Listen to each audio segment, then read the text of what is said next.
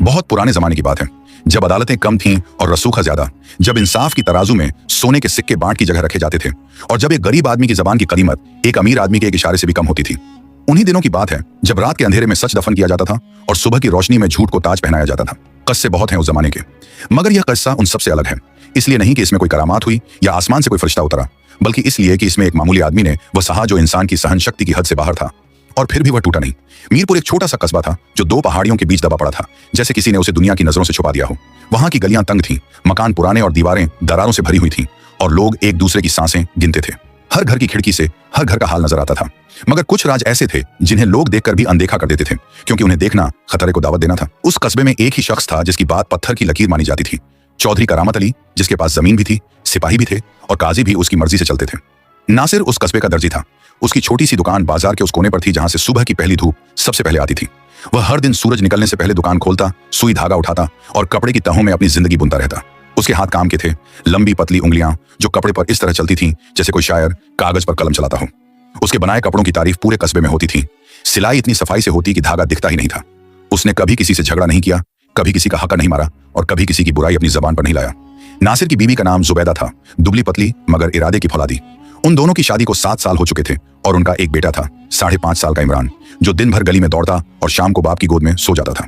वह परिवार गरीब था, रोज की कमाई रोज खर्च होती थी और महीने के आखिर में जेब अक्सर खाली होती थी, मगर उनके घर में एक सुकून था जो पैसे से नहीं खरीदा जा सकता। वह सुकून जो तब मिलता है जब आदमी रात को सिर टिकाए और उसे पता हो कि उसने दिन भर में किसी का बुरा नहीं किया। वह रात रबीउल अव्वल की 15वीं तारीख की थी जब सब कुछ बदल गया। नासिर उस शाम एक ग्राहक का कुर्ता देने पड़ोसी मोहल्ले गया था, चौधरी करामत अली के मोहल्ले की तरफ। उसे वहां जाने का शौक नहीं था, मगर ग्राहक ने तकाजा किया था और नासिर के पास मना करने का कोई वाजिब सबब नहीं था। वह रास्ते में था, गली के उस मोड़ से गुजरा जहां बड़ा पुराना नीम का दरख्त था, जब उसे एक शख्स की आवाज सुनाई दी, तेज दबी हुई जैसे कोई डर कर चीख रहा हो। नासिर रुका, उसने आवाज की तरफ कदम बढ़ाए और जो देखा उससे उसके पांव थम गए। एक आदमी जमीन पर पड़ा था, रहीम बख्श, जो कस्बे का छोटा मोटा जमींदार था और चौधरी करामत अली का पुराना दुश्मन भी। वह जमीन पर औंधा पड़ा था और उसके कपड़े खून से भीग रहे थे। नासिर ने घबराकर इधर उधर देखा, गली में कोई नहीं था। उसने रहीम बख्श के पास बैठकर उसे छुआ, मगर वह जा चुका था, उसकी सांसें बंद हो चुकी थीं। नासिर उठा और आवाजें लगाने लगा, लोगों को बुलाने लगा, और यही उसकी सबसे बड़ी गलती थी, क्योंकि जब तक लोग आए, जब तक मोहल्ले के मर्द दौड़कर आए, तब तक नासिर के हाथों पर खून था, उसके कपड़ों पर दाग था और वह लाश के पास खड़ा था। चौधरी करामत अली उन लोगों में सबसे पहले आया। उसने नासिर को देखा, उसके खूनी हाथों को देखा और उसके चेहरे पर एक ऐसी मुस्कान आई जो किसी ने नहीं देखी सिवाय नासिर के। उसी रात नासिर को पकड़ लिया गया। सिपाहियों ने उसे घर से घसीटा। जुबैदा चीखती रही, इमरान रोता रहा, मगर कोई नहीं रुका। कस्बे के लोगों ने दरवाजे बंद कर लिए, खिड़कियों के पर्दे खींच लिए। जिसे सबने ईमानदार जाना था, उस रात उसे कातिल समझ लिया गया। अगले दिन जो सुनवाई हुई वह सुनवाई नहीं थी, वह एक नाटक था जिसकी स्क्रिप्ट पहले से लिखी हुई थी। चौधरी करामत अली के 2 आदमियों ने गवाही दी कि उन्होंने नासिर को रहीम बख्श पर वार करते देखा। काजी ने नासिर की बात नहीं सुनी, या यूं कहें कि सुनी और अनसुनी कर दी। नासिर ने कहा कि वह बेगुनाह है, कि वह वहां से गुजरा था, कि उसने रहीम बख्श को जमीन पर पड़ा पाया था, मगर उसकी बात हवा में उड़ गई। उसके पास कोई गवाह नहीं था, कोई सबूत नहीं था, सिवाय उसके खुद के शब्दों के, और एक गरीब दर्जी के शब्दों की कीमत उस अदालत में कुछ भी नहीं थी। फैसला सुनाया गया, उम्र कैद। नासिर को शहर की जेल भेज दिया गया। जिस दिन उसे ले जाया गया, जुबैदा दरवाजे पर खड़ी थी। उसके हाथ में इमरान था और आंखों में वह खामोश दर्द था जो चीख से भी ज्यादा गहरा होता है। नासिर ने उसकी तरफ देखा, कुछ कहना चाहा, मगर सिपाहियों ने उसे धकेल दिया और वह आगे बढ़ता चला गया। वह सुबह उसकी जिंदगी का सबसे काला लम्हा था। जेल पुरानी थी, पत्थर की दीवारें, लोहे के सींचे और हवा में वह नमी जो हड्डियों तक उतर जाती है। नासिर को जब पहली बार उस कोठरी में बंद किया गया तो उसने कुछ देर दीवार को घूरा। पत्थर खामोश थे, सींचे खामोश थे और बाहर से आती हवा भी खामोश थी। उसने अपने हाथ देखे, वही हाथ जिन्होंने हजारों कपड़े सिले थे, जो सुबह जुबैदा के लिए चाय बनाते थे, जो इमरान की पीठ थपथपाते थे। वह हाथ आज लोहे की जंजीरों में थे। उसकी आंखें भर आईं, मगर उसने रोने नहीं दिया खुद को। वह नहीं जानता था कि उसे कितने बरस यहां गुजारने हैं, मगर उसने उसी पल एक बात तय की, वह टूटेगा नहीं। उस रात उसे खाना दिया गया, सूखी रोटी और पानी जैसी दाल। उसने खाया, दीवार से टिक कर बैठ गया और आंखें बंद कर लीं। उसे जुबैदा का चेहरा याद आया, इमरान की हंसी याद आई और अपनी दुकान की वह सुबह याद आई जब पहली धूप आती थी और कपड़े की खुशबू हवा में घुली होती थी। उसने उन यादों को अपने सीने में संभाल कर रख लिया, जैसे कोई अपने पास बची हुई आखिरी दौलत को संभालता है। अगले दिन उसे एक बड़े हॉल में ले जाया गया जहां बाकी कैदी थे। वहां हर तरह के लोग थे, कुछ जो सच में मुजरिम थे, कुछ जिनकी आंखों में वही खामोश बेगुनाही थी जो नासिर की अपनी आंखों में थी। वह एक कोने में बैठ गया, किसी से बात नहीं की। उसे बात करने का हौसला नहीं था। वह अभी भी उस सदमे में था जो रात को पड़ा था और जिसका असर उतरा नहीं था। तभी उसकी नजर उस बूढ़े पर पड़ी। वह हॉल के दूसरे कोने में बैठा था, सफेद दाढ़ी, झुकी हुई कमर और आंखें जो उम्र के बावजूद बिल्कुल साफ और तेज थीं। वह बूढ़ा किसी किताब के पन्ने पर उंगली फेर रहा था, पढ़ रहा था या सोच रहा था। नासिर समझ नहीं पाया, मगर उस बूढ़े की शक्ल में कुछ था जो नासिर को खींचता था। एक सुकून, एक वजन, जैसे उस आदमी ने बहुत कुछ देखा हो और सब देखकर भी अपना आपा नहीं खोया हो। नासिर ने उससे बात नहीं की उस दिन, वह बस उसे देखता रहा। और बूढ़े ने एक बार नजर उठाई, नासिर की तरफ देखा और हल्के से सिर हिला दिया, जैसे कह रहा हो कि हाँ, मैंने तुम्हें देखा है। बस इतना था, मगर उस एक इशारे में नासिर को पहली बार किसी इंसानी गर्मजोशी का एहसास हुआ उस ठंडी जेल में। रात को जब नासिर अपनी कोठरी में वापस आया तो उसने दीवार पर एक लकीर खींची, नाखून से पत्थर पर। पहला दिन। उसे नहीं पता था कि यह लकीरें कहां तक जाएंगी, मगर उसने तय किया था कि वह गिनता रहेगा, हर दिन एक लकीर। इसलिए नहीं कि उसे वक्त का हिसाब रखना था, बल्कि इसलिए कि उसे यह याद रखना था कि वह जिंदा है, कि हर दिन गुजर रहा है और जो गुजर जाता है वह वापस नहीं आता। इसलिए हर दिन कीमती है, चाहे जेल में हो या बाहर। उसने आंखें बंद की और जुबैदा से बात की, मन ही मन उस खामोशी में जो सिर्फ उन दोनों की थी। उसने कहा कि वह ठीक है, कि वह हारेगा नहीं, कि वह वापस आएगा। उसे नहीं पता था कि जुबैदा सुन रही है या नहीं, मगर उसे यकीन था कि वह समझती है, क्योंकि 7 साल में उन्होंने एक दूसरे को इतना जाना था कि शब्द कभी कभी जरूरी नहीं रहते। दिल सीधे दिल से बात करता है। बाहर कस्बे में उस रात जुबैदा भी जाग रही थी, इमरान को सुलाकर चिराग की रोशनी में अपने हाथों को देखते हुए। उसके हाथों में नासिर का छोड़ा हुआ आखिरी काम था, एक अधूरा कुर्ता जो उसने उस रात जाते वक्त रखा था। जुबैदा ने उसे उठाया, उसकी अधूरी सिलाई को देखा और उसे सीने से लगा लिया। उसकी आंखें नम थीं, मगर उसकी जबड़े की हड्डी तनी हुई थी। वह औरत कमजोर नहीं थी, वह सिर्फ अभी दर्द में थी, और दर्द और कमजोरी एक चीज नहीं होती। जेल में वक्त एक अजीब तरीके से गुजरता है। बाहर की दुनिया में हर दिन कुछ ना कुछ होता रहता है। लोग उठते हैं, चलते हैं, बाजार जाते हैं, लड़ते हैं, हंसते हैं, रोते हैं, मगर जेल के अंदर हर दिन एक जैसा होता है। सुबह वही ठंडा पानी, वही सूखी रोटी, वही सींचों की परछाई जो दीवार पर पड़ती है और धीरे धीरे खिसकती रहती है, जैसे वक्त का कोई बेजान निशान हो। नासिर को जेल में आए 3 हफ्ते हो गए थे और वह इस बात को समझ चुका था कि यहाँ की सबसे बड़ी सजा कैद नहीं है। सबसे बड़ी सजा वह खामोशी है जो हर तरफ से घेर लेती है और आदमी को अपने ही ख्यालों का कैदी बना देती है। वह हर सुबह उठता, दीवार पर एक लकीर खींचता और उस बड़े हॉल में आ जाता जहां बाकी कैदी दिन गुजारते थे। उसने उन 3 हफ्तों में किसी से ज्यादा बात नहीं की थी। एक तो इसलिए कि उसकी तबीयत बात करने की नहीं थी, और दूसरे इसलिए कि जेल में हर आदमी किसी न किसी दर्द को लेकर बैठा था और नासिर नहीं चाहता था कि वह अपना दर्द किसी अनजान पर डाले। वह बस बैठा रहता, कभी कभी उस अधूरे काम के बारे में सोचता जो उसकी दुकान पर पड़ा होगा, और कभी कभी इमरान की आवाज याद करता जो सुबह सुबह अब्बू कहकर उसे जगाती थी। मगर उस बूढ़े ने एक दिन खुद उसके पास आकर बैठना शुरू कर दिया। पहले दिन वह बस आकर बैठ गया, कुछ नहीं कहा, बस बैठ गया। नासिर ने उसकी तरफ देखा, बूढ़े ने नासिर की तरफ देखा, और दोनों ने कुछ नहीं कहा। दूसरे दिन भी यही हुआ। तीसरे दिन बूढ़े ने अपनी जेब से एक छोटी सी रोटी निकाली और नासिर की तरफ बढ़ा दी, बिना कुछ कहे। नासिर ने मना करना चाहा, मगर बूढ़े की आंखों में कुछ ऐसा था कि वह मना नहीं कर पाया। उसने रोटी ले ली और खा ली। बूढ़े ने हल्के से सिर हिलाया, जैसे कोई उस्ताद शागिर्द को शाबाशी दे। चौथे दिन बूढ़े ने बात की, कितने साल? बस इतना पूछा, धीमी आवाज में। नासिर ने कहा, उम्र कैद। बूढ़े ने कुछ नहीं कहा, थोड़ी देर खामोश रहा, फिर बोला, जुर्म? नासिर ने जवाब दिया, कत्ल। बूढ़े ने उसकी तरफ देखा, वह लंबी गहरी नजर जो आदमी के अंदर तक जाती है, और फिर बोला, किया था? नासिर ने उसकी आंखों में देखा और कहा, नहीं। बूढ़ा मुस्कुराया नहीं, हंसा नहीं, तरस भी नहीं खाया, बस बोला, जानता था, और उठकर चला गया। उस रात नासिर काफी देर तक सोचता रहा, उस बूढ़े के बारे में, उसकी उन 3 लफ्जों के बारे में। जानता था? कैसे जानता था? क्या उसकी आंखों में कुछ था, या वह बूढ़ा खुद किसी ऐसी जगह से गुजरा था जहां से नासिर अभी गुजर रहा था? नासिर के पास जवाब नहीं था, मगर उन 3 लफ्जों ने उसके सीने में कुछ हल्का कर दिया था। किसी ने पहली बार उस पर भरोसा किया था, बिना सबूत मांगे, बिना कहानी सुने, बस उसकी आंखें देखकर। अगले दिन से उन दोनों के बीच बातें शुरू हुई, धीरे धीरे, जैसे सर्दियों में आग जलती है। पहले छोटी छोटी बातें, फिर लंबी। बूढ़े का नाम था मुंशी रहमत उल्लाह। उसकी उम्र कोई 75 के करीब थी, मगर दिमाग बिल्कुल साफ था। वह बताता था कि वह पहले किस काम से था, मगर यह हमेशा टाल मटोल में कहता था, कभी पूरी बात नहीं करता था। नासिर ने एक दिन पूछा, मुंशी जी, आप पहले क्या करते थे? तो वह बोला, जो करता था वह यहां काम नहीं आया, इसीलिए यहां हूं, और बात बदल दी। नासिर ने उसे अपनी पूरी कहानी सुनाई, उस रात की, रहीम बख्श की लाश की, चौधरी करामत अली की मुस्कान की, उस झूठी गवाही की, और उस फैसले की जो पहले से तय था। मुंशी रहमत उल्लाह ने पूरी बात सुनी, बीच में एक बार भी नहीं बोला, बस सुनता रहा। जब नासिर खामोश हो गया तो बूढ़े ने एक लंबी सांस ली और बोला, करामत अली का नाम सुना है, उसके बारे में बहुत कुछ सुना है। नासिर ने पूछा, क्या? मगर बूढ़े ने कहा, अभी नहीं, वक्त आएगा तो बताऊंगा। यह उसकी आदत थी, वह हमेशा वक्त आने पर की बात करता था। पहले नासिर को यह बात अजीब लगती थी, मगर धीरे धीरे उसे समझ आया कि बूढ़े का यह तरीका एक तरह की हिकमत थी। वह हर बात को उसके सही वक्त पर कहता था, इससे पहले नहीं। उन्हीं दिनों एक और वाकया हुआ जिसने नासिर को अंदर तक हिला दिया। जेल के उस बड़े हॉल में एक दिन एक नया कैदी आया। उसकी उम्र 20-22 साल से ज्यादा नहीं थी। पतला, लंबा, चेहरे पर अभी भी लड़कपन की झलक थी जो खौफ और हैरानी में डूबी हुई थी। उसे जब हॉल में लाया गया तो वह इधर उधर देखता रहा, जैसे उसे यकीन न हो कि वह सच में यहां है। उसके हाथ कांप रहे थे और उसके होंठ बंद थे, मगर उनमें एक थरथराहट थी जो रोके नहीं रुक रही थी। नासिर ने उसे देखा और उसे वह अपनी पहली रात याद आ गई।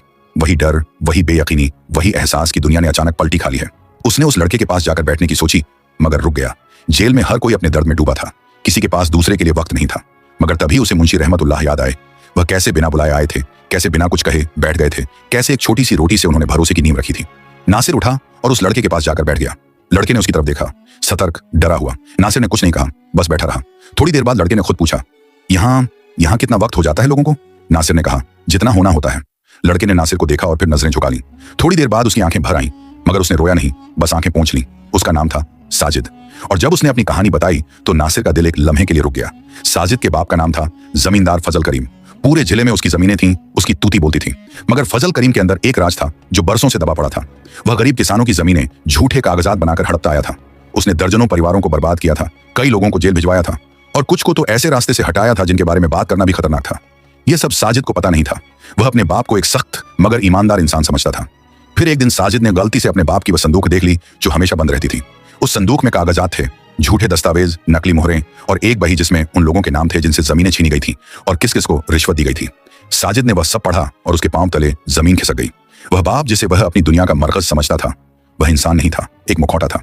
साजिद ने कुछ दिन सोचा, तड़पता रहा, रातों को जागता रहा और फिर उसने फैसला किया कि वह उन कागजात को किसी अफसर तक पहुंचाएगा। मगर फजल करीम को भनक लग गई। उसने साजिद को बुलाया, बंद कमरे में बैठाया और पहले समझाया, फिर धमकाया। फिर जब साजिद नहीं माना तो उसने वही किया जो ऐसे लोग करते हैं। उसने साजिद पर एक झूठा इल्जाम लगवाया, अपने ही खेत के एक मजदूर पर हमले का इल्जाम। गवाह उसके अपने आदमी थे, अफसर उसके अपने थे और साजिद के पास अपनी बेगुनाही साबित करने का कोई रास्ता नहीं था। उसे उठाकर यहां पहुंचा दिया गया, अपने ही बाप के हाथों। नासिर ने यह सब सुना और काफी देर खामोश रहा। साजिद की आंखों में वह दर्द था जो किसी के लिए भी असहनीय होता, अपने बाप के हाथों धोखा खाने का दर्द। वह दर्द जो सिर्फ बेइंसाफी का नहीं होता बल्कि टूटे हुए भरोसे का होता है। और भरोसा जब बाप का टूटे तो वह जख्म किसी और से नहीं भरता। नासिर ने उसके कंधे पर हाथ रखा और कहा, तुम यहां अकेले नहीं हो, बस इतना।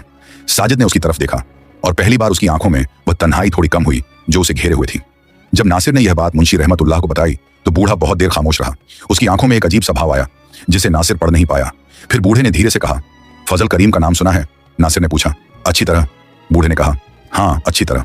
और फिर वह खामोश हो गया। वह खामोशी जो बहुत कुछ जानने वाले इंसान की होती है, जो अभी बोलने का वक्त नहीं आया समझता। उन दिनों जुबैदा बाहर किस हाल में थी यह नासिर को नहीं पता था।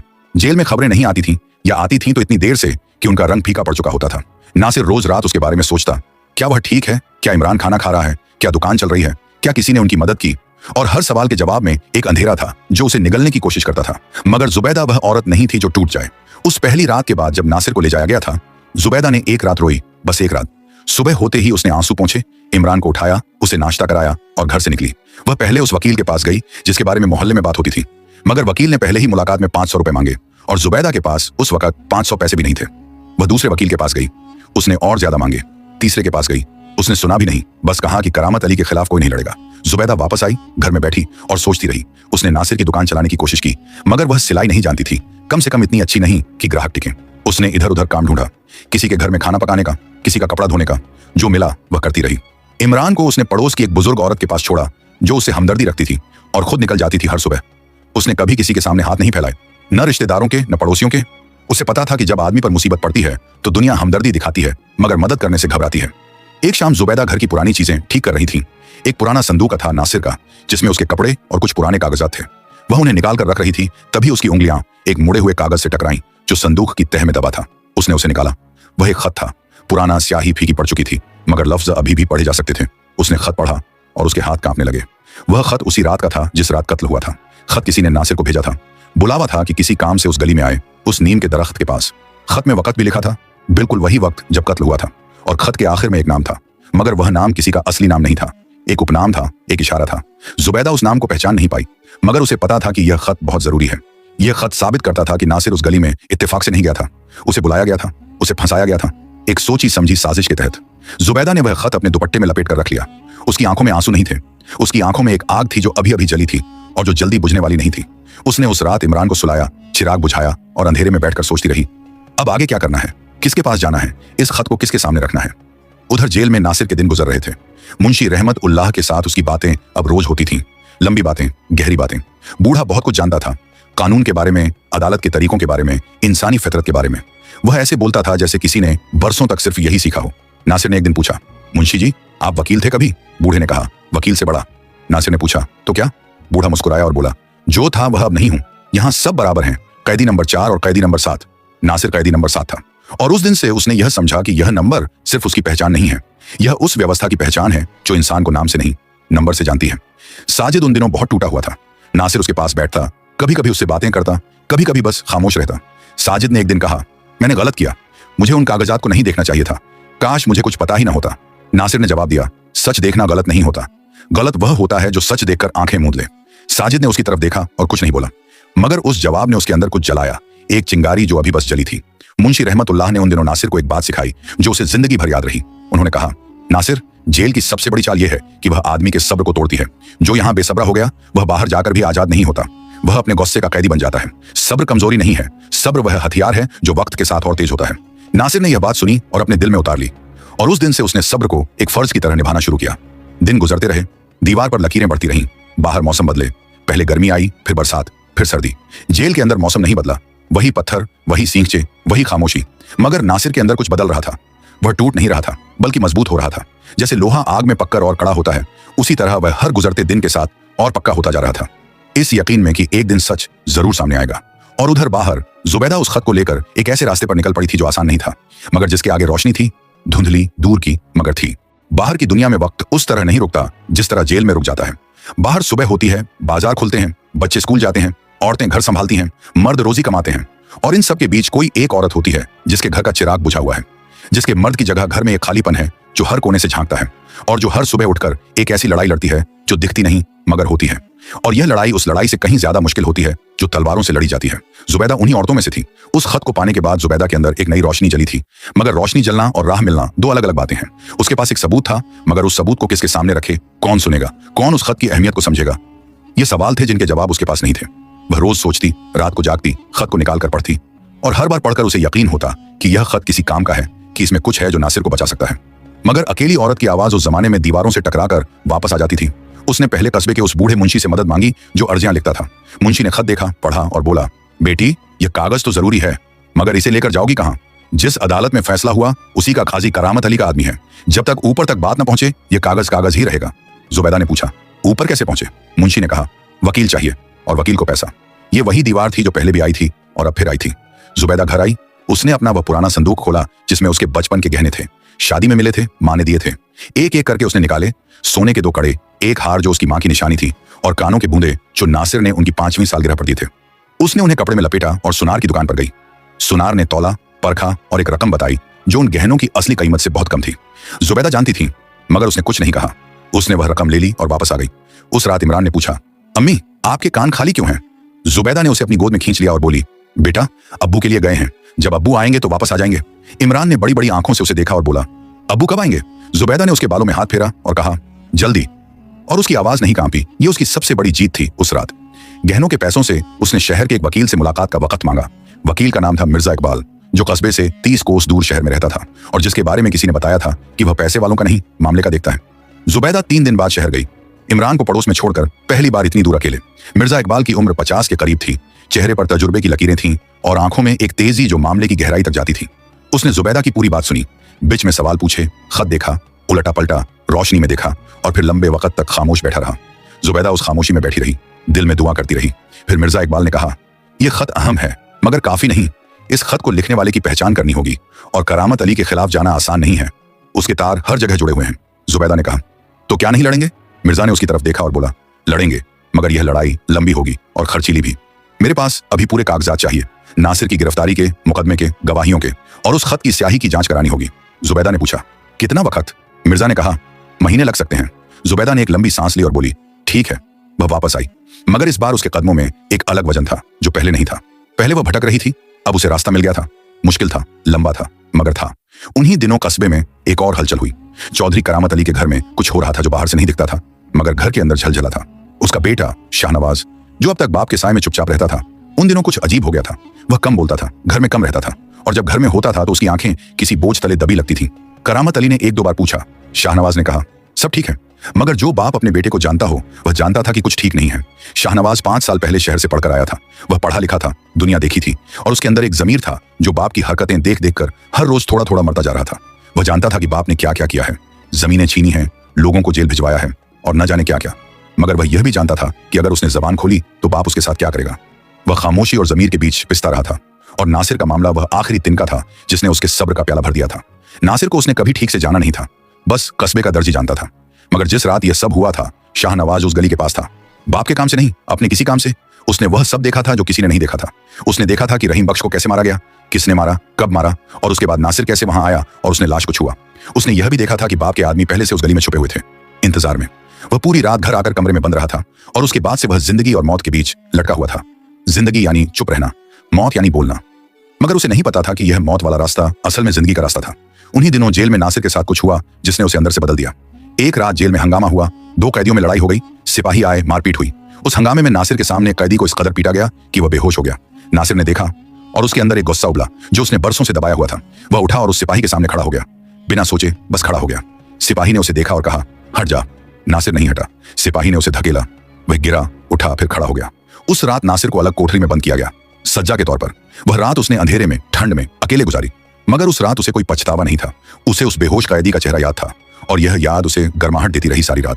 अगले दिन जब वह वापस हॉल में आया तो मुंशी रहमतुल्लाह ने उसे देखा, उसके जख्म देखे, उसके चेहरे पर वह जिद देखी जो रात के बाद भी नहीं गई थी, और बोले, तुमने गलत किया। नासिर ने कहा, जानता हूं। मुंशी बोले, और फिर भी करते? नासिर ने कहा, हाँ। मुंशी रहमतुल्लाह ने एक पल उसे देखा और फिर एक ऐसी बात कही जो नासिर को अपनी पूरी जिंदगी याद रही। इंसानियत का तकाजा करने वाला आदमी गलत नहीं होता, भले ही उसका तरीका कभी कभी गलत हो। और फिर वह खामोश हो गए। साजिद ने उस दिन नासिर से पूछा, डर नहीं लगा? नासिर ने कहा, लगा। साजिद बोला, फिर भी खड़े हुए? नासिर ने जवाब दिया, डर लगना और डर के आगे झुकना 2 अलग बातें हैं। साजिद ने यह बात सुनी और चुप हो गया, मगर उस चुप्पी में कुछ पक रहा था, कुछ पकने की तैयारी में था। उन दिनों जुबैदा मिर्जा इकबाल के साथ मिलकर कागजात जमा कर रही थी। यह काम आसान नहीं था। सरकारी दफ्तरों में जाना, अफसरों से भीख मांगने जैसी मिन्नतें करना, और हर जगह वही दीवार जो पैसे और रसूख की थी। एक बार वह झेले के दफ्तर गई कागजात के लिए।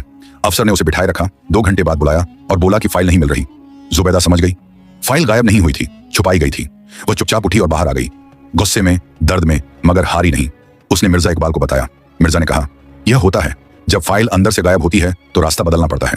उन्होंने दूसरा रास्ता निकाला, उस गवाह की तलाश जो उस रात वहां था और जिसने शायद कुछ देखा हो। मिर्जा के एक पुराने जान पहचान के आदमी ने बताया कि उस रात उस गली के पास एक तेल बेचने वाला था जो अक्सर देर तक बाहर रहता था। उसका नाम था करीमा। बूढ़ा, कमजोर नजर वाला, मगर कान तेज थे उसके। जुबैदा उसके पास गई। करीमा डरा हुआ था। उसने पहले मना किया, कहा कि उसने कुछ नहीं सुना, कुछ नहीं देखा। जुबैदा वापस गई, दूसरी बार गई, तीसरी बार गई। तीसरी बार वह बैठी रही उसके पास, चाय पी, उसकी बातें सुनी, उसके घर की, उसके बेटों की, उसकी बीमारी की। और फिर जब वह जाने लगी तो करीमा ने आवाज दी, बेटी रुको।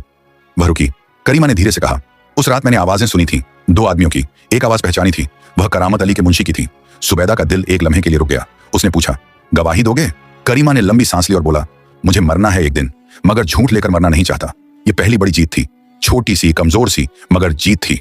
मिर्जा इकबाल ने जब यह सुना तो उनके चेहरे पर पहली बार एक मुस्कान आई। उन्होंने कहा, यह एक गवाह है, काफी नहीं है, मगर शुरुआत है। अब हमें ऊपर की अदालत में दरखास्त देनी होगी नए सिरे से सुनवाई के लिए। जुबैदा ने पूछा, कितना पैसा और लगेगा? मिर्जा ने एक रकम बताई। जुबैदा के पास उतने पैसे नहीं थे। वह घर आई और रात भर सोचती रही। सुबह उसने वह काम किया जो उसे सबसे मुश्किल लगता था। उसने अपना घर गिरवी रखा, वह घर जो नासिर ने बरसों की मेहनत से बनाया था। उसकी एक एक दीवार में उसका पसीना था। जुबैदा उस घर से बाहर निकलती थी तो उसे हर दीवार नासिर की याद दिलाती थी, मगर उसने वह काम किया। आंखें नम थीं, मगर हाथ थरथराए नहीं जब उसने कागज पर दस्तखत की। उसने इमरान को बताया नहीं, बच्चा था, क्या समझता। उधर जेल में नासिर को उन दिनों एक नई परेशानी आई। जेल का एक सिपाही था, रहमान, जो नए कैदियों को परेशान करना अपना हक समझता था। वह साजिद को निशाना बनाने लगा था, छोटी छोटी बातों पर खाना रोककर, ऊल जुलूल काम करवाकर। साजिद चुप रहता, वह पहले से टूटा हुआ था और उसमें लड़ने की ताकत नहीं थी। नासिर ने यह देखा और उसने धीरे धीरे काम करना शुरू किया। वह साजिद की जगह वे काम करने लगा जो रहमान उसे देता था। रहमान ने शुरू में ऐतराज किया, मगर नासिर ने बिना गुस्से के, बिना बहस के बस काम करता रहा। रहमान को कोई जवाब नहीं मिला तो उसकी दिलचस्पी कम हो गई। साजिद ने एक रात नासिर से पूछा, तुम ये मेरे लिए क्यों करते हो? मैं तुम्हारा कोई नहीं। नासिर ने कहा, इस जगह जो एक दूसरे का नहीं होता वह सबसे ज्यादा अकेला मर जाता है। साजिद ने उसकी बात सुनी और उस रात बहुत देर तक नींद नहीं आई उसे, मगर जो जागते में सोचा वह सुबह उठकर भी उसके साथ था। मुंशी रहमतुल्लाह ने उन दिनों नासिर को एक काम दिया। उन्होंने कहा कि जो कैदी पढ़ नहीं सकते उन्हें पढ़ना सिखाओ। नासिर को हैरानी हुई। उसने कहा, मैं दर्जी हूं, उस्ताद नहीं।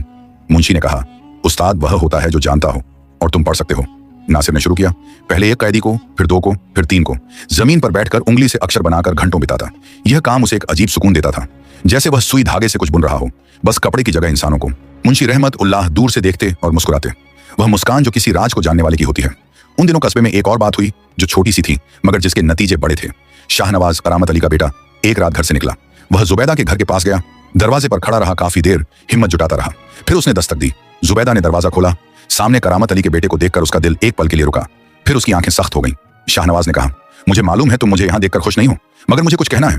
जुबैदा ने दरवाजा बंद नहीं किया। शाहनवाज ने कहा, मैंने उस रात सब देखा था। जुबैदा के हाथ में जो कागज था वह उसकी मुट्ठी में भिंच गया। उसने कहा, अंदर आओ। शाहनवाज अंदर आया, बैठा और धीमी आवाज में वह सब बताया जो उसने देखा था। रहीम बख्श पर हमला, बाप के आदमियों की मौजूदगी और वह खत जो नासिर को जानबूझकर उस गली में बुलाने के लिए भेजा गया था। जुबैदा ने पूछा, गवाही दोगे? शाहनवाज की आंखों में डर था, साफ दिखता था, मगर उसने कहा, हाँ। जुबैदा ने उसकी तरफ देखा, उस बेटे की तरफ जो अपने बाप के खिलाफ खड़ा होने आया था। उसने पूछा, जानते हो इसके नतीजे क्या हो सकते हैं? शाहनवाज ने कहा, जानता हूं। जुबैदा ने एक पल चुप रहकर कहा, ठीक है। उस रात शाहनवाज घर वापस गया, मगर रास्ते में बाप के एक आदमी ने उसे देख लिया। अगली सुबह करामत अली ने अपने बेटे को बुलाया। दोनों के बीच जो बातें हुई वह दीवारें जानती थीं, मगर जो नतीजा निकला वह यह था कि शाहनवाज कमरे से बाहर आया तो उसके चेहरे पर मार के निशान थे और उसकी आंखों में एक फैसला था जो पहले से ज्यादा पक्का हो गया था। जो बाप मारकर बेटे को रोकना चाहता था, उसने अनजाने में बेटे को और मजबूत कर दिया था। जुबैदा ने जब यह सुना तो उसने तुरंत मिर्जा इकबाल को खबर भेजी। मिर्जा ने कहा, यह बड़ी बात है, अगर यह लड़का टिका रहा तो मामला पलट सकता है, मगर करामत अली खामोश नहीं बैठेगा। जुबैदा ने कहा, हम भी खामोश नहीं बैठेंगे। उन्होंने ऊपरी अदालत में दरखास्त दाखिल कर दी, नए सिरे से सुनवाई के लिए, नए सबूतों के साथ। जेल में नासिर को यह सब नहीं पता था। वह अपनी दीवार पर लकीरें गिनता था, साजिद के साथ बैठता था, मुंशी रहमतुल्लाह की बातें सुनता था और कैदियों को पढ़ाता था। उसने सब्र को अपनी जिंदगी का हिस्सा बना लिया था, जैसे सुबह उठना और रात को सोना। एक दिन मुंशी रहमतुल्लाह ने उससे पूछा, नासिर, अगर तुम्हें पता चले कि बाहर कोई तुम्हारे लिए लड़ रहा है तो क्या करोगे? नासिर ने कहा, दुआ करूंगा। मुंशी ने कहा, बस? नासिर ने कहा, और क्या कर सकता हूं यहां से? मुंशी बोले, यहां से टूटना मत। जो बाहर लड़ रहा है उसकी सबसे बड़ी जरूरत यह है कि तुम अंदर से टूटे नहीं, क्योंकि जिस दिन वह तुम्हें बाहर लाए और तुम एक टूटे हुए इंसान बनकर निकलो तो यह जीत अधूरी होगी। नासिर ने उन्हें देखा और कहा, आपको कैसे पता कि बाहर कोई लड़ रहा है? मुंशी ने मुस्कुराकर कहा, क्योंकि तुम्हारी बीवी की आंखें मैंने नहीं देखी, मगर तुमने उसके बारे में जो बताया है वह काफी है। वह औरत लड़ रही है, यकीन से। नासिर की आंखें उस रात भर आईं, पहली बार इतने महीनों में। उसने किसी के सामने नहीं रोया, अपनी कोठरी में अंधेरे में अकेले वह रोया और फिर उसने अपना चेहरा पोंछ लिया और उस अंधेरे में जुबैदा से कहा, मन ही मन, मैं टूटूंगा नहीं, वादा है। बाहर उसी रात जुबैदा अपने घर में बैठी थी, वह घर जो अब गिरवी था, जिसकी दीवारें अब उसकी अपनी नहीं थीं, और उसने वही किया जो वह हर रात करती थी। उसने नासिर की अधूरी सिलाई को उठाया, उसे सीने से लगाया और आंखें बंद करके कहा, बस थोड़ा और, बस थोड़ा और सब्र। और वह थोड़ा और धीरे धीरे तकलीफ से मगर गुजर रहा था। दुनिया में कुछ लम्हे ऐसे होते हैं जो बरसों की खामोशी के बाद आते हैं, और जब आते हैं तो एक पल में वह सब बदल देते हैं जो बरसों से जमा हुआ था। वह लम्हे इत्तेफाक से नहीं आते, वह उन लोगों के सब्र का नतीजा होते हैं जो अंधेरे में भी चलते रहे, जो थके मगर रुके नहीं, जो टूटे मगर बिखरे नहीं। नासिर की कहानी में वह लम्हा आने वाला था, मगर उससे पहले एक और आंधी आई जो आखिरी थी और सबसे तेज भी। करामत अली को जब पता चला कि ऊपरी अदालत में दरखास्त दाखिल हो गई है तो उसके घर में वह रात बहुत भारी थी। वह आदमी था जिसने बरसों में कभी किसी को अपने ऊपर हावी नहीं होने दिया था। हर मुसीबत को पैसे से, हर गवाह को डर से और हर रास्ते को अपने आदमियों से बंद किया था। मगर इस बार मामला अलग था। इस बार उसका अपना बेटा दूसरी तरफ खड़ा था, और यह बात उसे किसी भी दुश्मन से ज्यादा तकलीफ देती थी। इसलिए नहीं कि उसे बेटे से मोहब्बत थी, बल्कि इसलिए कि यह उसकी तौहीन थी, उसके रसूख पर चोट थी। उसने अपने मुंशी को बुलाया, वही मुंशी जिसकी आवाज करीमा ने उस रात सुनी थी। उसने कहा, उस बूढ़े तेल वाले को चुप करना है और उस लड़के को भी। मुंशी ने पूछा, कैसे? करामत अली ने कहा, जो भी करना पड़े। मुंशी ने सिर हिलाया और चला गया। अगले दिन करीमा के घर के बाहर दो आदमी खड़े थे, अनजान, खामोश, मगर उनकी मौजूदगी अपने आप में एक धमकी थी। करीमा ने उन्हें देखा और समझ गया। उस रात वह ठीक से सो नहीं पाया, बूढ़ा था, बीमार था और डरा हुआ था, मगर सुबह उठकर उसने वह किया जो उसने तय किया था। वह मिर्जा इकबाल के दफ्तर पहुंचा और बोला, जो कहना है जल्दी कहलवाओ, मुझे नहीं पता मुझे कितना वक्त मिलेगा। मिर्जा इकबाल ने उसी दिन उसका बयान लिखवाया, कानूनी कागज पर, गवाह के सामने, मुहर के साथ। करीमा ने हर बात कही, वह आवाजें जो उसने सुनी थी, वह वक्त जो था और वह नाम जो उसने पहचाना था। जब बयान मुकम्मल हुआ तो करीमा ने कागज पर अंगूठा लगाया, कांपते हाथ से, मगर लगाया। वह बाहर निकला और मिर्जा से बोला, अब जो होना है हो, मैंने वह कर दिया जो करना था। शाहनवाज के साथ करामत अली ने एक और कोशिश की। उसने उसे बुलाया और इस बार मारा नहीं, इस बार प्यार से बात की, रोया, कहा कि बेटे, मैं तेरा बाप हूं, मुझे बर्बाद मत कर, खानदान को बर्बाद मत कर। शाहनवाज ने बाप को रोते देखा और एक लम्हे के लिए उसके अंदर का बेटा हिला, डगमगाया, मगर फिर उसे वह सब याद आया जो उस संदूक में था। वह नाम याद आए जिनकी जमीनें छीनी गई थीं, वह चेहरे याद आए जिन्हें बर्बाद किया गया था, और वह हिलावट रुक गई। उसने बाप की तरफ देखा और कहा, आपने जो किया वह मैं नहीं भूल सकता, मैं गवाही दूंगा। करामत अली की आंखें सूख गईं एक पल में, और उसके चेहरे पर जो आया वह बाप का दर्द नहीं था, वह एक ऐसे आदमी का गुस्सा था जिसका हथियार काम नहीं आया। उस रात शाहनवाज घर में नहीं रहा, वह मिर्जा इकबाल के यहां चला गया और वहीं रहा जब तक सुनवाई नहीं हो गई। ऊपरी अदालत में सुनवाई की तारीख मिली 2 हफ्ते बाद। जुबैदा ने जब यह सुना तो उसके पांव थोड़ी देर के लिए जमीन पर टिके नहीं, वह बैठ गई दीवार से टिककर, और उसने पहली बार इतने महीनों में एक ऐसी सांस ली जो पूरी थी।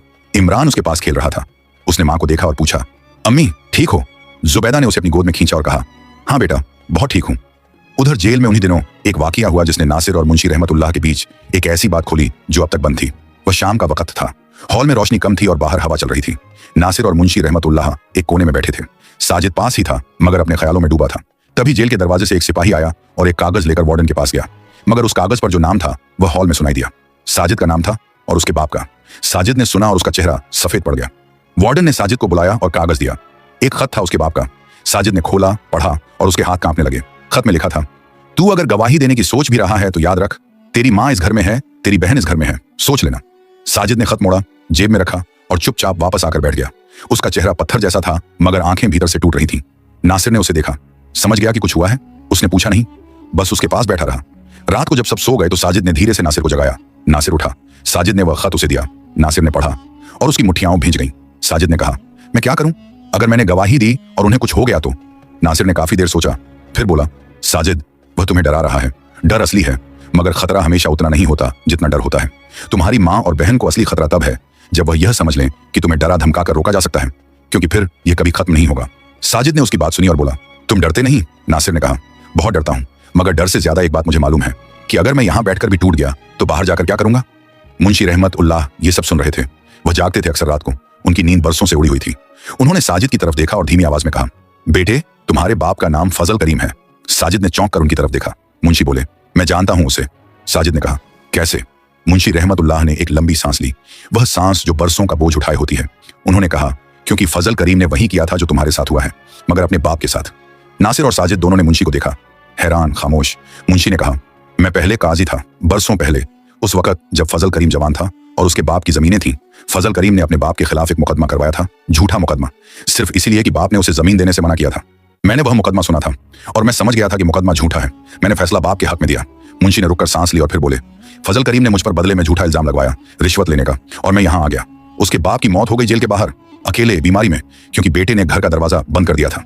वह खामोशी जो उसके बाद आई वह किसी की जबान से नहीं टूटी कई देर तक। साजिद की आंखें भर आईं। उसने कांपती आवाज में कहा, आप मेरे दादा के बारे में बात कर रहे हैं? मुंशी ने कहा, हाँ। साजिद ने कहा, मुझे नहीं पता था। मुंशी ने कहा, जानता हूं, तुम छोटे थे और फजल करीम ने यह राज कभी किसी को नहीं बताया। नासिर यह सब सुनकर एकदम खामोश था।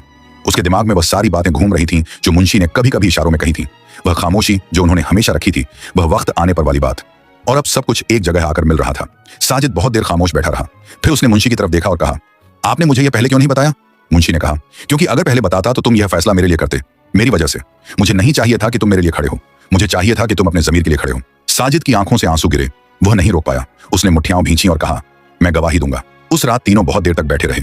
3 आदमी, 3 अलग अलग दर्द, मगर एक ही धागे से बंधे हुए, उस धागे से जो बेइंसाफी के खिलाफ खड़े होने की जिद से बनता है। सुनवाई की तारीख आई। उस दिन सुबह जुबैदा ने पहली बार महीनों में वह कपड़े पहने जो उसने शादी में पहने थे, हरे रंग के, जिन्हें नासिर बहुत पसंद करता था। उसने इमरान को तैयार किया। वह पहली बार अदालत जा रहा था मां के साथ। इमरान समझता नहीं था कि क्या होने वाला है, मगर मां के चेहरे पर जो भाव था वह उसने पहले नहीं देखा था। एक तनाव और एक उम्मीद जो एक साथ थे। मिर्जा इकबाल पहले से अदालत में थे, कागजात संभाले, तैयार। करीमा एक कोने में बैठा था, बूढ़ा, थका हुआ, मगर वहां था। शाहनवाज भी था, पीला चेहरा, आंखों में वह खौफ जो जा नहीं रहा था मगर जिसे वह दबाए हुए था। करामत अली भी आया। उसने जब शाहनवाज को देखा तो उसकी आंखों में वह भाव आया जिसे देखकर साजिद का दिल कांपता था, मगर शाहनवाज ने नजरें नहीं झुकाई। उसने बाप को देखा और नजर फेर ली, बाप की तरफ से अपने जमीर की तरफ। सुनवाई शुरू हुई। मिर्जा इकबाल ने पहले वह खत पेश किया जो जुबैदा को संदूक में मिला था, वह खत जो नासिर को उस रात उस गली में बुलाने के लिए भेजा गया था। अदालत ने देखा, पढ़ा, फिर उस खत की स्याही की जांच की रिपोर्ट पेश की गई जो साबित करती थी कि यह खत उसी रात का था। करामत अली के वकील ने एतराज किया। मिर्जा ने जवाब दिया। फिर करीमा को बुलाया गया। वह बूढ़ा कदम उठाता हुआ आया, धीरे धीरे, कांपते पांवों से। उसने बैठकर अपना बयान दिया, वही जो उसने कागज पर दिया था, मगर अब जबान से, सबके सामने। उसकी आवाज कांप रही थी मगर लफ्ज साफ थे। करामत अली के वकील ने उससे तीखे सवाल किए। करीमा डगमगाया, एक पल रुका, मगर अपनी बात पर कायम रहा। जब वह वापस जाने लगा तो उसने एक बार जुबैदा की तरफ देखा और जुबैदा ने उसे हल्के से सिर झुकाया। करीमा की आंखें भर आईं। फिर शाहनवाज की बारी आई। वह उठा और जब वह गवाह की जगह पर खड़ा हुआ तो हॉल में एक अजीब सी खामोशी छा गई। सब जानते थे कि यह करामत अली का बेटा है और सब समझ रहे थे कि यह क्या होने वाला है। करामत अली अपनी कुर्सी पर बैठा था। उसकी आंखें बेटे पर थीं, वह आंखें जो धमकाती थीं, जो मनाती थीं, जो बरसों का रिश्ता याद दिलाती थीं। शाहनवाज ने एक बार बाप की आंखों में देखा और फिर नजरें अदालत की तरफ कर ली। उसने वह सब बताया जो उसने उस रात देखा था, एक एक बात, एक एक लम्हा। उसने बताया कि रहीम बख्श पर हमला किसने करवाया था, क्यों करवाया था, और नासिर को उस गली में किस तरह फंसाया गया था। उसने बताया कि वह खत करामत अली के मुंशी ने लिखा था, उसी मुंशी की आवाज जो करीमा ने सुनी थी। करामत अली के वकील ने शाहनवाज पर सवालों की बौछार की। तुम अपने बाप के खिलाफ क्यों बोल रहे हो? तुम्हें किसने भेजा है? तुम्हारा दिमाग ठीक है? शाहनवाज ने हर सवाल का जवाब दिया, शांत आवाज में, थरथराते होंठों से मगर पक्की बात से। जब आखिरी सवाल हुआ तो शाहनवाज ने कहा, मैं यहां इसलिए नहीं आया कि मुझे किसी ने भेजा, मैं यहां इसलिए आया कि एक बेगुनाह आदमी बरसों से जेल में है और उसकी बीवी और बच्चा बाहर तड़प रहे हैं, और अगर मैं यह जानते हुए भी चुप रहूं तो मेरे जीने का कोई मतलब नहीं। वह खामोशी जो उसके बाद आई वह अदालत की किसी भी दीवार से नहीं टूटी। करामत अली उस दिन अदालत से जो चेहरा लेकर निकला वह चेहरा नहीं था जो वह लेकर आया था। फैसला उसी दिन नहीं आया। अदालत ने कुछ दिन लिए। वह कुछ दिन जुबैदा के लिए उम्र जितने लंबे थे। वह खाती कम थी, सोती कम थी और घर में बैठी हर आवाज पर चौंकती थी। इमरान ने एक दिन उसे देखकर कहा, अम्मी अब्बू आएंगे ना? जुबैदा ने उसे गले लगाया और कहा, हाँ बेटा आएंगे। इमरान ने कहा, पक्का? जुबैदा ने कहा, पक्का। और उसकी आवाज में एक यकीन था जो उसने खुद से मांगा था, खुद को दिया था। जेल में नासिर को यह सब नहीं पता था। वह उन दिनों हमेशा की तरह था। सुबह उठना, लकीर खींचना, कैदियों को पढ़ाना, साजिद के पास बैठना, मुंशी रहमतुल्लाह की बातें सुनना। मगर उन दिनों मुंशी कुछ अलग थे, ज्यादा खामोश, ज्यादा दूर के ख्यालों में। नासिर ने एक दिन पूछा, मुंशी जी क्या हुआ? मुंशी ने कहा, कुछ नहीं, बस सोच रहा हूं। नासिर ने पूछा, क्या? मुंशी बोले, यह कि इंसाफ जब आता है तो वह सिर्फ एक आदमी के लिए नहीं आता, वह अपने साथ बहुत कुछ और भी लाता है। कुछ जवाब, कुछ राज और कुछ वह बातें जो बरसों से दफन थी। नासिर उनकी बात का मतलब नहीं समझा, मगर उसे ऐसा लगा जैसे हवा में कुछ बदल रहा है। फिर वह दिन आया। वार्डन के पास एक कागज आया, ऊपरी अदालत का, सरकारी मुहर के साथ। वार्डन ने उसे पढ़ा, फिर एक सिपाही को भेजा। सिपाही हॉल में आया और उसने एक नाम पुकारा, नासिर, कैदी नंबर 7। नासिर उठा। उसके दिल की धड़कन उस लम्हे कुछ अलग थी, न तेज न धीमी, बस अलग। वह वार्डन के कमरे में गया। वार्डन ने उसे देखा और कागज मेज पर रखा। कहा, तुम्हारी रिहाई का हुक्म आया है, ऊपरी अदालत ने फैसला पलटा है, तुम बरी हो। नासिर ने यह लफ्ज सुने और एक पल के लिए उसे लगा कि उसने गलत सुना। उसने कहा, क्या? वार्डन ने फिर कहा, तुम बेगुनाह हो, अदालत ने कहा है, जाओ। नासिर बाहर आया। हॉल में उसके कदम जम गए। मुंशी रहमतुल्लाह उसी कोने में बैठे थे। उन्होंने नासिर को देखा। साजिद पास था। उसने नासिर का चेहरा देखा और समझ गया। नासिर ने मुंशी की तरफ देखा और उसकी आंखें भर आईं। वह उनके पास गया, उनके सामने बैठ गया और बोला, मुंशी जी। मुंशी ने कहा, जाओ। नासिर ने कहा, आप? मुंशी ने कहा, मेरा वक्त अलग है, मगर तुम जाओ। नासिर उठा नहीं। उसने कहा, आपके बिना नहीं जाऊंगा। मुंशी ने उसकी तरफ देखा और पहली बार उनकी आंखें नम थीं। उन्होंने कहा, नासिर, मेरा मामला अभी चल रहा है। मिर्जा इकबाल ने मेरी भी दरखास्त दी है, मगर वह बाद में होगा। पहले तुम जाओ, तुम्हारी बीवी इंतजार कर रही है, तुम्हारा बेटा इंतजार कर रहा है। नासिर की आंखें छलक पड़ी। उसने मुंशी के हाथ थामे, बूढ़े झुर्रीदार हाथ, और उन्हें माथे से लगाया। मुंशी ने उसके सिर पर हाथ रखा और कहा, जाओ, और याद रखो कि सब्र ने यहां तक पहुंचाया है, आगे भी वही काम आएगा। साजिद ने नासिर को गले लगाया बिना कुछ कहे। नासिर ने उसकी पीठ थपथपाई और धीमे से कहा, तुम भी आओगे। नासिर जेल से बाहर निकला और जब पहली बार आसमान उसने खुली जगह से देखा तो उसके पांव थम गए। आसमान वही था, वही नीला, वही बादल, मगर बरसों बाद देखने पर वह अलग लगा। उसने एक लंबी सांस ली, जेल की नहीं, बाहर की हवा, और वह हवा उसके सीने में उतर गई। वह चला उस सड़क पर जो उसके कस्बे की तरफ जाती थी। जुबैदा को जब खबर मिली मिर्जा इकबाल ने भेजी थी तो वह दरवाजे पर आ गई। इमरान उसके साथ था। दूर से जब वह साया आता दिखा, वही चाल, वही कद, तो जुबैदा के पांव जमीन से उखड़ गए। वह दौड़ी और इमरान भी दौड़ा, और नासिर ने उन्हें आते देखा तो उसके कदम रुक गए। वह मिले उस सड़क पर, उस धूप में, और कोई लफ्ज नहीं था, कोई जरूरत नहीं थी। नासिर ने जुबैदा को थामा, इमरान को उठाया, और वह तीनों वहीं खड़े रहे कुछ देर, जैसे यकीन कर रहे हों कि यह सच है। इमरान ने बाप की गर्दन में बाहें डाली और कहा, अब्बू अब जाओगे नहीं? नासिर ने उसे कसकर भींचा और कहा, नहीं बेटा, अब नहीं। उस दिन कस्बे में जब नासिर वापस आया तो वह लोग जिन्होंने उस रात दरवाजे बंद कर लिए थे, खिड़कियों के पर्दे खींच लिए थे, वह चुपचाप थे। कुछ ने नजरें झुका ली, कुछ ने मुंह फेर लिया। नासिर ने किसी को कुछ नहीं कहा, न ताना न शिकायत। वह बस आगे चलता रहा। करामत अली को उसी हफ्ते गिरफ्तार किया गया, रहीम बख्श के कत्ल के इल्जाम में, झूठी गवाही करवाने के इल्जाम में, और उन दर्जनों मामलों में जो साल दर साल दबे पड़े थे। उसके मुंशी को भी पकड़ा गया। वह रसूखा जो बरसों से पत्थर की दीवार लगता था, एक झटके में ढह गया। शाहनवाज उस दिन घर में अकेला था जब बाप को ले जाया गया। उसने खिड़की से देखा मगर बाहर नहीं आया। वह बहुत देर वहीं बैठा रहा। फिर उसने एक काम किया। उसने वह संदूक निकाली जो उसके बाप की थी, उन कागजात को निकाला जो उसमें थे, और उन्हें मिर्जा इकबाल के पास भेज दिया। उन सभी परिवारों के लिए जिनकी जमीनें छीनी गई थी। यह उसके बस में था, यही उसने किया। कुछ हफ्ते बाद मुंशी रहमतुल्लाह का मामला भी ऊपरी अदालत में पहुंचा। मिर्जा इकबाल ने उनकी पैरवी की और उन्हें भी बरी किया गया। वह दिन जब मुंशी जेल से बाहर निकले, नासिर वहां था, उसी सड़क पर, उसी धूप में। उसने मुंशी को देखा और आगे बढ़ा। मुंशी ने उसे देखा और रुक गए। दोनों के बीच कुछ देर खामोशी रही। फिर मुंशी ने कहा, तुम यहां क्यों आए? नासिर ने कहा, क्योंकि आपने मुझे उस वक्त नहीं छोड़ा जब मैं अकेला था। मुंशी रहमतुल्लाह की आंखें भर आईं। पहली बार नासिर ने उन्हें इस हाल में देखा था। बूढ़े ने कहा, मुझे पता था कि जेल में जब मैं तुमसे मिला कुछ होने वाला है, मगर मुझे नहीं पता था कि वह इस तरह होगा। नासिर ने पूछा, अब कहां जाएंगे? मुंशी ने कहा, पता नहीं, कोई घर नहीं बचा, कोई इंतजार करने वाला नहीं है। नासिर ने कहा, चलिए। मुंशी ने कहा, कहां? नासिर बोला, हमारे घर, जब तक चाहें। मुंशी ने उसे देखा और कुछ नहीं कहा, बस चल दिया उसके साथ। उस दिन नासिर के घर में जो खाना बना जुबैदा ने बनाया। इमरान ने रोटियां गिनी। वह खाना किसी दावत से कम नहीं था। कमरे में 4 लोग थे, नासिर, जुबैदा, इमरान और मुंशी रहमतुल्लाह। इमरान ने मुंशी से पूछा, आप अब्बू के दोस्त हैं? मुंशी ने कहा। हाँ, इमरान ने कहा। जेल वाले दोस्त? मुंशी हंसे, और वह हंसी ऐसी थी जैसे बरसों से बंद कोई खिड़की खुली हो। कुछ महीने बाद साजिद का मामला भी निपटा। जब वह जेल से निकला तो उसके आगे एक खुली दुनिया थी। न बाप का साया, न उस साये का बोझ। वह पहले नासिर के पास आया। नासिर ने उसे देखा, पतला, थका हुआ, मगर आंखों में एक सफाई जो पहले नहीं थी। नासिर ने कहा, अब क्या करोगे? साजिद ने कहा, नहीं जानता, मगर जो करूंगा सच से नहीं डरूंगा। नासिर अपनी दुकान पर वापस आया। वह सुबह जब उसने पहली बार दुकान का दरवाजा खोला, वही कोना, वही धूप, वही सुई धागा। उसके हाथ एक पल के लिए रुके। उसने उस जगह को देखा जहां उसने बरसों पहले जिंदगी बुनी थी, और जो जगह उसके बिना बंद पड़ी रही थी। उसने सुई उठाई, धागा पिरोया और काम शुरू कर दिया। वह अधूरा कुर्ता जो जुबैदा ने बरसों संभाल कर रखा था, नासिर ने उसे पूरा किया। आखिरी टांका जब लगा तो उसने उसे उठाकर देखा। सिलाई बिल्कुल वैसी ही थी जैसी उसने छोड़ी थी। धागा दिखता नहीं था, जैसे टूटा हुआ कभी था ही नहीं। उसने उस कुर्ते को तह किया और एक तरफ रख दिया। बाहर सुबह की धूप आ रही थी, वही पहली धूप, वही कोना, और नासिर के हाथ फिर चल रहे थे। जैसे कुछ रुका नहीं था, जैसे जिंदगी ने बस एक सांस ली थी, लंबी और तकलीफदेह, और अब वह सांस पूरी हो गई थी।